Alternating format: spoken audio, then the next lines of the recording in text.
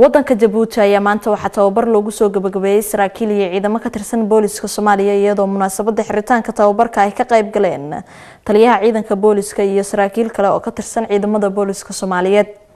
Wariyaha Jabuuti inooga soo hadla Mikail Cabdirashiid Bara ayaa qodobareedkan inoo soo diray. tababarka maanta loo soo gabagabeeyay ciidamada booliska ee Soomaalida oo lagu qabtay dugsiga Idris Faarax Cabane ee Nagaar ayaa waxaa ka qayb qaadanaya ciidamo booliis oo tiradoodu ay gaarayso 143 askari iyadoo dhinaca kalena lagu tababarayo saraakiil ka tirsan ciidamada booliska ee Soomaaliya oo iyana tiradoodu ay gaarayso ilaa 35 sargaal. tababarkani ayaa waxa uu ahaa mid ciidamada ay ku baranayeen la dagaalanka argixisada, baarista dambiyada, ka hortagga rabshadaha iyo waliba sidoo kale ilaalinta madaxda. waxaana muddadii tababarkaasi lagu guda jiray ciidamadaasi ay ka faa'iideysanayeen tababarkan oo ay bixinayeen saraakiil ka tirsan ciidamada Karambaryeeriga ee waddanka Talyaaniga. goobtaasi waxaa ugu horreyn ka hadlay General Intino oo isagu si gaar ah u qaabilsanaa arrinta la xiriirta tababarka ciidamadaasi. waxauna sheegay in tababarka la siiyay ciidamadani uu yahay mid si weyn u horumarsan isla markaana wax ka bedeli kara xaaladda ammaan ee ka jirta waddanka Soomaaliya. sidoo kale waxaasna goobtaasi ka hadlay taliyaha ciidamada booliska ee waddanka Soomaaliya General Maxamed Sheekh Xasan Xamuud waxauna sheegay inuu aad ugu faraxsan yahay in tababar caynkana la siiyo ciidamada booliska ee waddanka Soomaaliya taasi oo ku tilmaamay inay wax ka bedeli doonto xaaladda ammaanka ee waddanka Soomaaliya.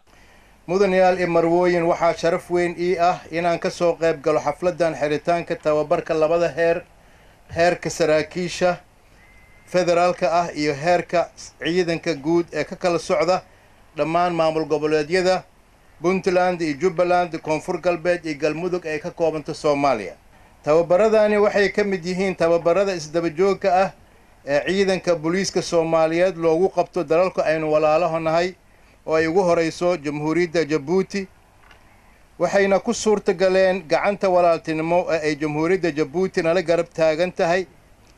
waxaa mahad gaar arbana halkan ugu celiyo anigoo ku hadlaya magacayga iyo kan ciidanka booliiska Soomaaliyeed mudane madaxweyne Ismaaciil Cumar Geelle madaxweynaha Jamhuuriyadda Jabuuti oo had iyo jeer la garab taagan ummadda Soomaaliyeed gargaar noocyo kala duwan leh.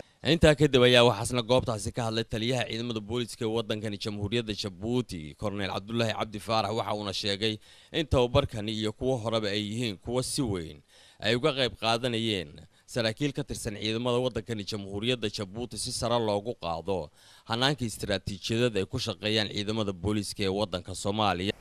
ballan baa inoo xidhnayd odhanaysay noqodkiinu wuxuu noqon doonaa xafladda 27-ka ee sanad guuraha Jabuuti markaad ka qayb gashiin dabadeed hadduu la yidhaaho markaasi ballantii halkii bay noogu xidhan tahay. xafladdiina sidee aan hore aan u dhignay iyaad u mari doontiin. shalay wuxuu ii asmaxay Jenaraal Zakariya Sheekh Axmed taliyaha ciidanka Jabuuti inaad noqotiin ciidanka ugu horeeya ee furaya xafladdaas ee u hormaraya. waa sharaf qaaliya oo nin la jecel yahay la siiyo.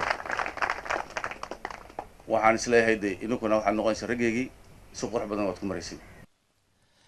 intaa kadib waxaan waraysi la yeelanay Kabtan Axmed Cabdullaahi Baashane oo isagu ah taliyaha saldhigga Cabdilcasiis ee magaalada Muqdisho waxaana ka warbixinaya tababarkan ay qaateen iyo faa'iidada uu leeyahay. sina dabcan ayagoo cajalada ah ayadoo muuqaal iyo ayadoo practical la suubinayo marka waad dareemi kartaa intaas aqoontii oo lagu daray aqoontii Karambaryeeriga Soomaaliya iyo Talyaaniga qaab wada shaqeyn karaan qaabka shaqada u socoto intiiba waa isleeyihiin in shacabkana qaabka maadaama askarna la socotay ilaa 200 ayay ahayd casharadaas la siinahay. anaga waxay ahayd waa nin weyn oo waxa ku jira la barayo ma ahan wax la baran laakiin waxa nagu jira la barayo. waxaa sidoo kale asnaan wax ka weydiinay mid ka mid ah saraakiishii iyana tababarka goobtaasi ka qaatay.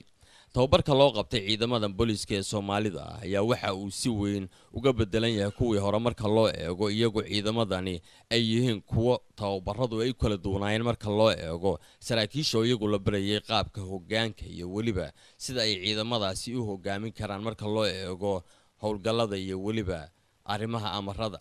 waxaa sidoo kale saraakiisha la barayay isdhexgalka bulshada iyo qaabka xiriir dhaba ay ula yeelan karaan bulshada dhexdeeda. maaha markii ugu horeysay tababarkan oo kale lagu qabto Jamhuuriyadda Djibouti, waxaana tababaradani ay yihiin kuwa inta badan ay bixiyaan ciidamada Karimbaryeeriga ee waddanka Talyaaniga.